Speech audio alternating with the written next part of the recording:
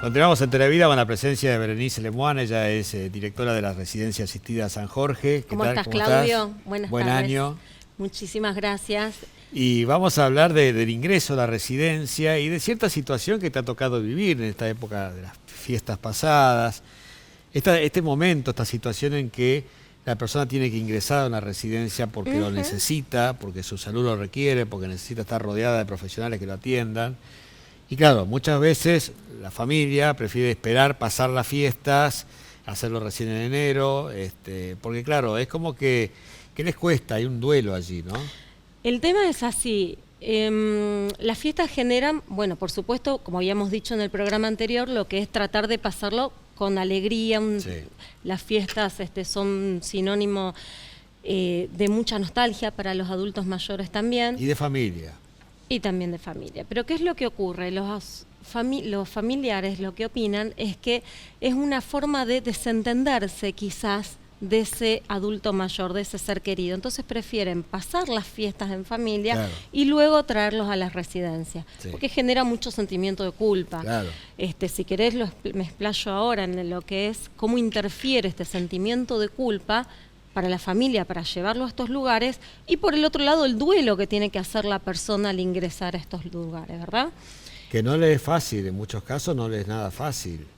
Bueno, y menos si tiene algún tipo de patología mental que está en sus comienzos, claro, donde no tienen conciencia, sí, de enfermedad, y por lo tanto no tienen conciencia del riesgo que implica no recibir la atención necesaria y la supervisión permanente. Incluso ¿verdad? Ha habido casos de personas mayores que le han hecho prometer a sus hijos que nunca los internarían en un lugar así, sí, sin saber cuál iba a ser su realidad en ese momento, ¿no? Bueno, eso que decís es exacto. ¿Qué es lo que ocurre? Se encuentran con una realidad muy diferente a cuando hicieron ese tipo de promesa. Claro. Entonces, el sentimiento de culpa es mucho más grande, porque tienen que contrastar ese modelo ideal, eso que prometieron, con la realidad. Sí. Y se encuentran que no es compatible, ¿sí? Es el saberlo, es la razón, ¿sí? Saber que necesitan una atención permanente, que necesitan otro tipo de supervisión.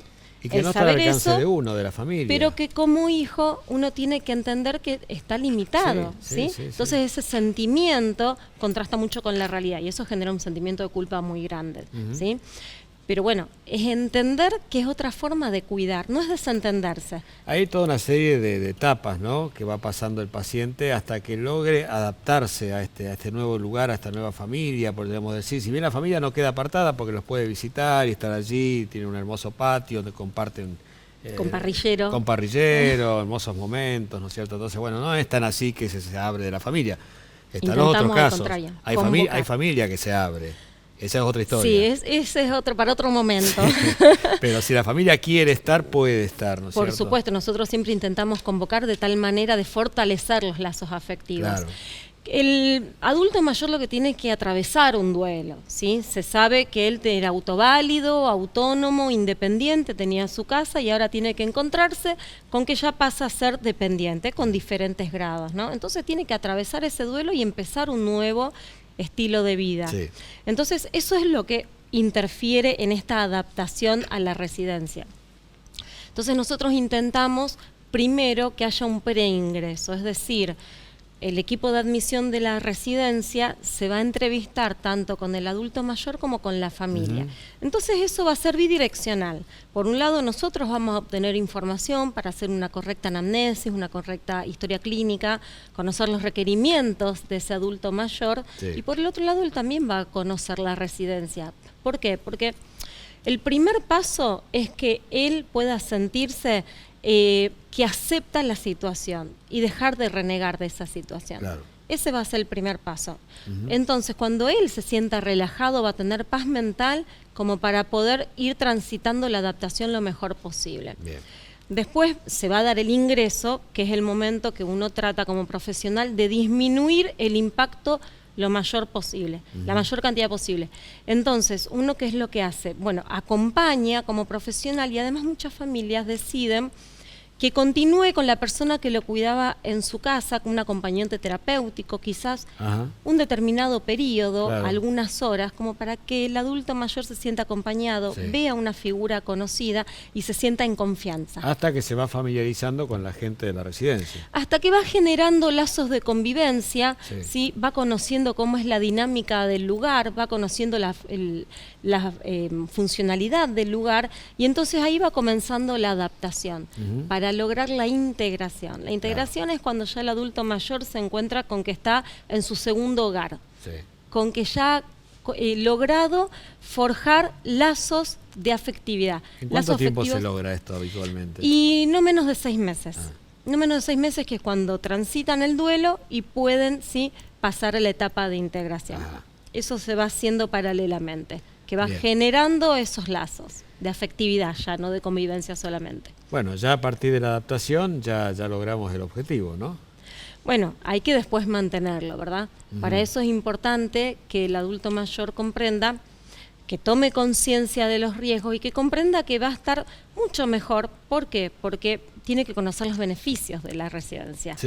La socialización, la estimulación neurocognitiva con todos los talleres, musicoterapia, educación física, terapia ocupacional, kinesiología también, que le saca el miedo. En definitiva va a estar mejor, Sin duda. Porque va a estar recibiendo no solamente atención, es decir, la parte activa, sino el cuidado, la parte pasiva, en el sentido que va a estar cuidando que el adulto mayor tome la medicación, que no se olvide tomar la medicación, como puede suceder cuando esté solo en su casa. Ese es el tema, hay mucha gente mayor que está muy sola, ¿no es cierto? Y que no se puede cuidar, no requiere los cuidados que necesita.